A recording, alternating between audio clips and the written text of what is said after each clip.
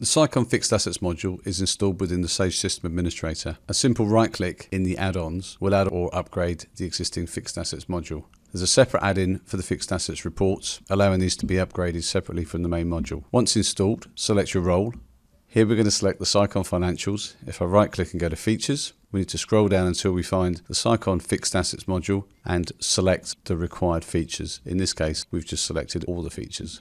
In Sage 200, from the Fixed Assets list, we can select to amend our assets. This is a Toshiba Tecra laptop, and it belongs to an asset category called PCs and laptops. From the drop-down, you can see that we can have other category types, and these can all be configured within the maintenance of fixed assets. Within every category, there are then subcategories to help to further define the type of asset, and defaults can be set against both the category and subcategory items. We have our fixed assets code here, and then a set of text fields to further define this particular asset.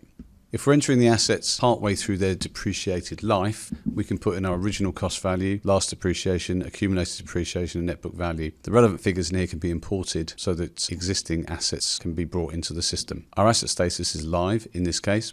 They can be written off and sold or placed on hold within the system. The asset type field is used for our hire system, where it can be set up for hire or back-to-back, and doesn't appear and isn't needed for standard fixed assets on its own. We then have a date of purchase, date of capitalisation.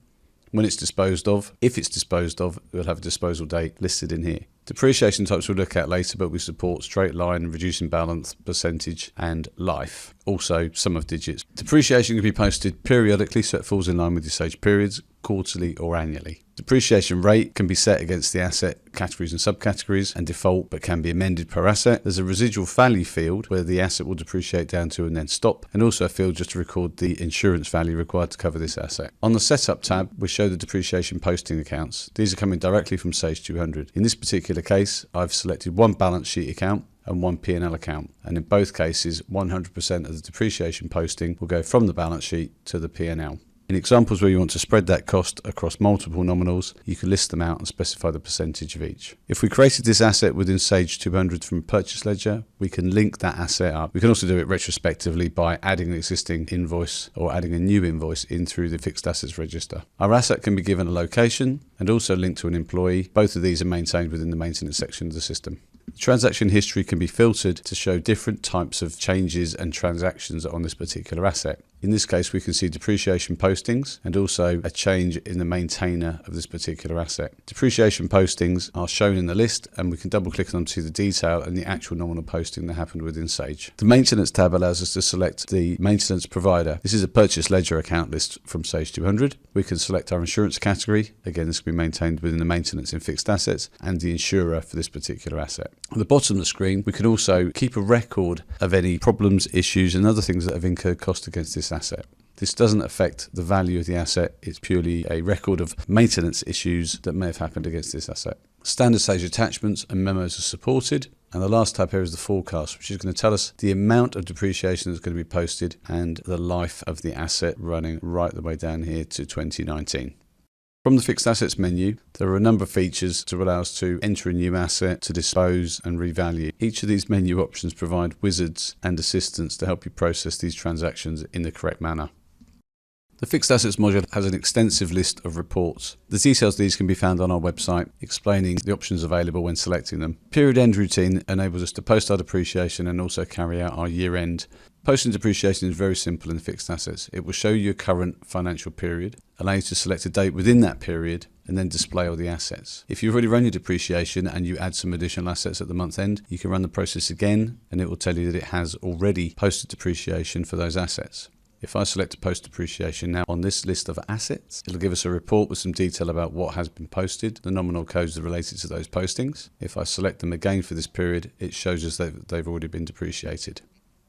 Within the Utilities section, we have the ability to import assets from a CSV file. If you press the example import file format, it'll generate you two Excel spreadsheets, one with an example and one with a definition for the fields to be imported into the assets. Should you be moving stock into fixed assets, we have a routine to do that. It'll take serial numbered items or standard items, and the cost of the issue will be used to create the fixed assets.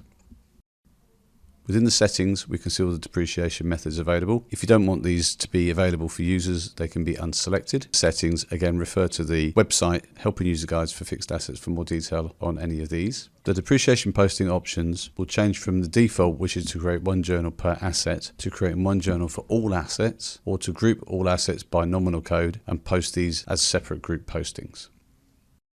Each asset has a forecast that's generated. If you're importing your assets, use this option. Anything that's new and has been imported, select the search button, they'll be listed, and then you can generate the forecast to show the depreciation that's going to be posted into the future periods. Within our fixed assets maintenance section, we can select our fixed asset categories. This is a custom list that can be added to suit your particular business. If I select the PCs and laptops, in here we can see our defaults for our balance sheet and profit and loss to save these being entered with every new asset. We also have a set of defaults for depreciation posting and for year-end routine. If this particular asset category is vehicle related, we can specify it in here, and if we have planned preventative maintenance, we can specify it in here also. This will give us additional tabs when we create the asset to enable us to record additional details. But we have a subset of subcategory information, and we also have our default depreciation values that will appear for every fixed assets that we enter. We can create a list of locations and a list of employees that are relevant. If you have a requirement to store specific information against your assets, you can create your own asset tabs.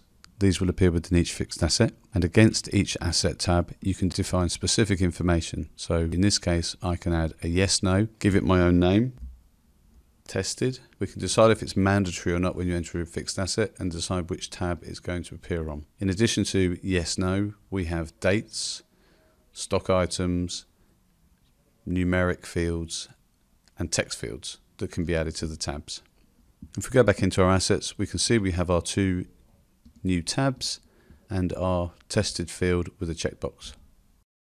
In summary, the Sicon Fixed Assets module provides a fully integrated asset management system linked to nominal ledger, purchase ledger and the financial periods within Sage 200. For more information about this module, please refer to the Helping User Guides on the Sicon website at www.sicon.co.uk.